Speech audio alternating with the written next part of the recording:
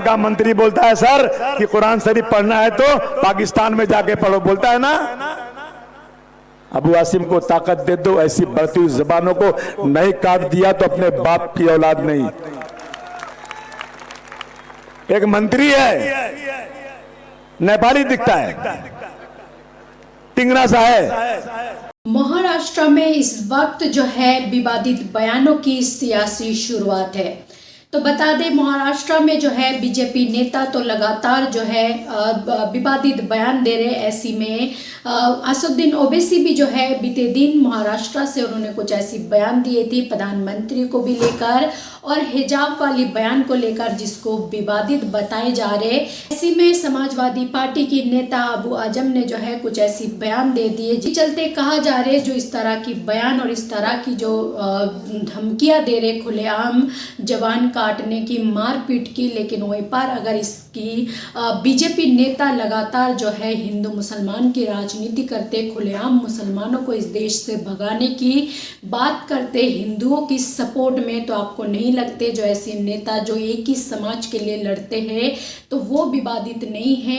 ऐसी में कहा जा रहा है अबू आजम ने जो बयान दिए थे, क्योंकि उनकी एक नेता कह रही थी, अगर किसी को, नेता का कहना था जो अगर कोई किसी को नमाज पढ़ना है, कुरान पढ़ना है तो पाकिस्तान में जाके पढ़े, भारत में नहीं। यही नहीं बल्कि उन्होंने ये भी कहा था मस्जिद के अंदर घुस घुस के मारेंगे।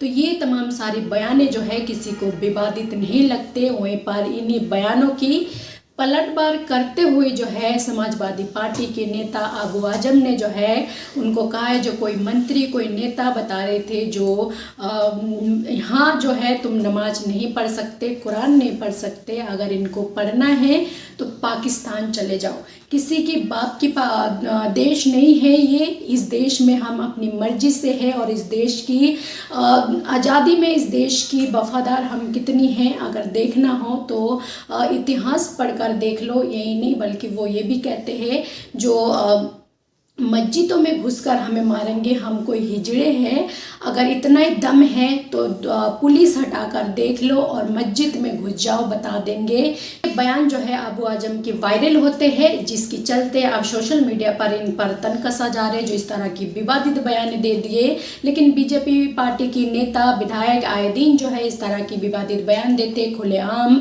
मुसलमानों को गाली देते, मुसलमानों की प्रति अपशब्द कहते हैं, मुसलमानों के खिलाफ भड़काए जाते, खुलेआम बीजेपी के कार्यकर्ता जो है तलवारें बांटते हैं, जो है बीजेपी समर्थकों को जो है विवादित नहीं लगते। लेकिन वहीं पर अगर कोई विपक्ष पार्टी के नेता अगर इनकी जवाब देने जाते हैं तो उनको विवादित कहा जाते, देशद्रोही कहा जाते हैं, इस तरह के शब्द कहा जाते। लेकिन वो कौन सा बयान है जो इस वक्त बवाल मचा है, एक बार सुने। का मंत्री बोलता है सर कि कुरान शरीफ पढ़ना है तो पाकिस्तान में जाके पढ़ो, बोलता है ना। अबू आसिम को ताकत दे दो, ऐसी बढ़ती हुई जबानों को नहीं काट दिया तो अपने बाप की औलाद नहीं। एक मंत्री है, नेपाली दिखता है, टिंगरा सा है। अरे बोलता है कि मस्जिद में घुस के मुसलमानों को मारूंगा।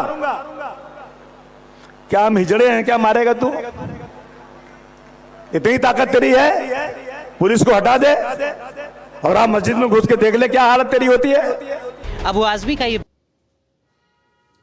तो आपने सुना, ऐसे आपने कई बयान भी सुने होंगे बीजेपी की मंत्रियों की, मुख्यमंत्रियों की, जो इतनी बड़ी बड़ी पद में बैठे हैं, वो शख्स खुलेआम मुसलमानों को भगाने की, मारने की, यहाँ से भेजने की बात करते हैं, वो किसी को विवादित नहीं लगते हैं।